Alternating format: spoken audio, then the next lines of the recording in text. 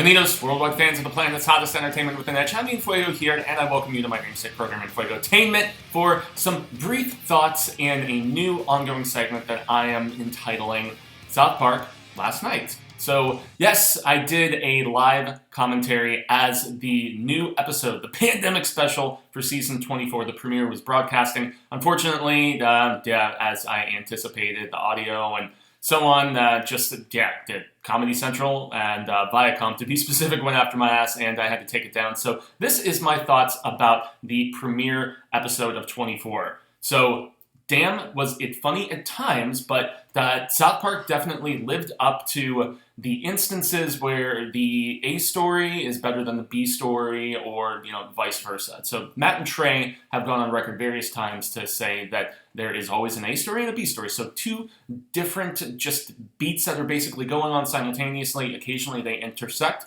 and there's other times where they don't. And so there was a lot of obviously timely stuff that was discussed in this episode. You see my little buddy Eric, that right back there, had that homeboy since 97, I think. So South Park, first and foremost, is my favorite show of all time. Absolutely adore it.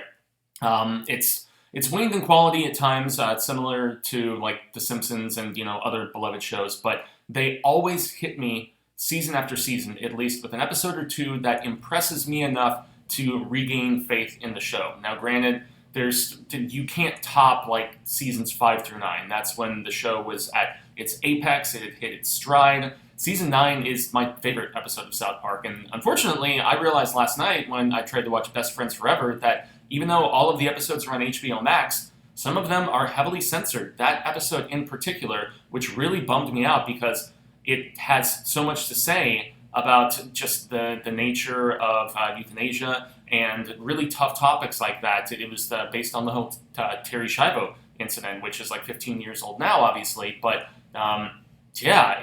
it's been trimmed down to like 14 minutes, So all of the hot button stuff has been taken away, and that really disappoints me. And I'm glad that I own every season of the show and its proper uncut home release. So, but regardless of that, so yes, the A story is basically about finding out that Randy Marsh had a heavy hand, not a heavy hand, a heavy dick, if we're going to be fair about it, in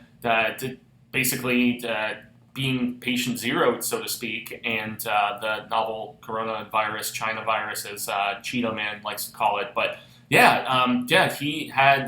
was basically instrumental in it getting over here to the United States, and it interestingly tied in with the China episode last season in 23 that featured Mickey Mouse, and so they bring him back and all that stuff. And it really, I love Randy Marsh as a character. He essentially has become the Homer Simpson of the show, and that's very much by deliberate design. And I love so many moments with him. I mean, last season he was basically the main character with the Tater Farm stuff and whatnot. So the fact that they really just take a crap on him in this episode, Randy has always been, despite his, just maybe not even so much nefarious intentions, I'd say more so like misguided and derpy and just naive, even to a degree. They make him just an absolute terrible, terrible person in this. He's basically going around, he bangs two different animals that are connected with this virus. And Randy has made a lot of misguided decisions at times, and very similar to Homer, who you see right back there too. It was always understandable. It was always redeemed to a degree because he was good at heart. And dare I say, as somebody who has watched every episode of the show, who has vigilantly championed it to family and friends and various others, I feel like the writing team went too far here, man. I genuinely do.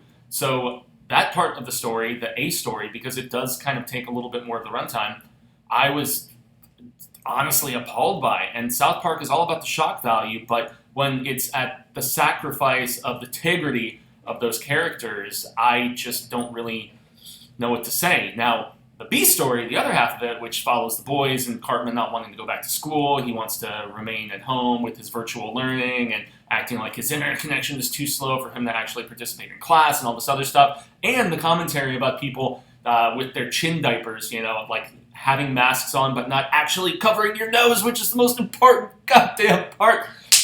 That stuff was very funny, very poignant.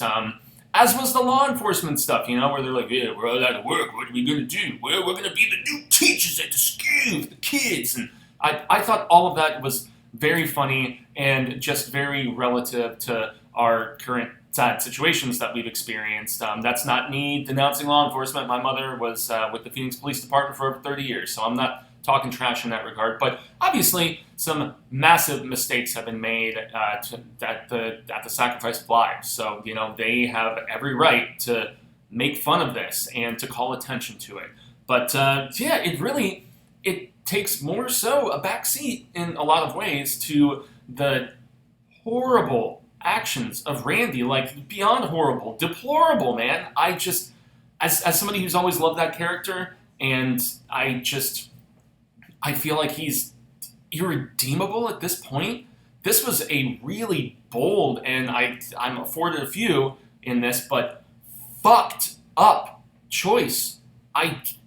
Matt, Trey, I love you guys, but you have taken your character, like, he's over the edge now. He's beyond the point of any sort of redemption, at least in my eyes, and I'm sure they'll back off and there'll be funny boys being boys episodes and whatever, but you did so much to make this character complex and intriguing and flawed, and you totally fucked him, man. I don't really know what to say. The episode really rubbed me the wrong way in a lot of ways, and as much as I loved South Park, I'm honestly wondering, like, where they go from here. I don't even know if they have any additional episodes planned for season 24. Obviously they do, because they're renewed for like 2 or 3 more seasons at this particular point. But nonetheless, I'm a little perplexed at what the next step is going to be, and when we're going to get more episodes, because obviously things are crazy out there. But I was entertained by this episode. There was a lot of poignant and timely stuff. But I just can't get over how dirty they did Randy. It's just nuts to me. So, in any event, do you guys think I'm off basis? Is it just in line with the sentiments and the vibe of the show? And, is really just...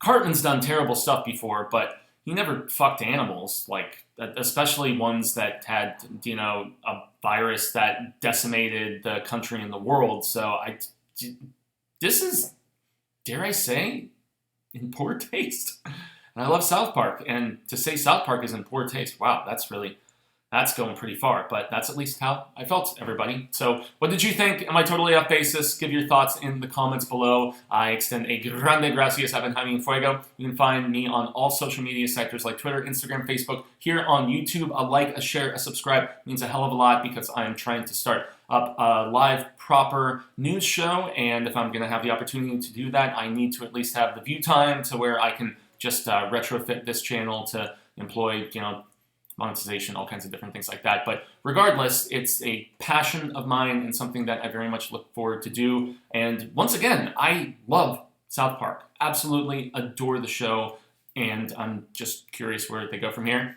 If you like spectacular stuff, my larger YouTube channel, myself, Cecil Laird, Susan Von Slaughter, Marsha Parker, Robert Duell, Drew B. Mercer. Yes, we cover everything spectacular and scarific, and it's October, so obviously that is in proper form, good form. So if you want to check out any of that stuff, we have a stacked lineup going through October, so jump over there if you are not already familiarized. So I've been Fuego, y'all have been Rad Status, and until the Reel of Kyle comes around once more, hasta luego, sin amigos, constant viewers, readers, whatever the hell you may be, say thank you for a little bit of palaver with me here today. I hope we get to share it once again sometime soon, and until then, watch more South Park, specifically Season 9, although Best Friends Forever is tainted for me forever.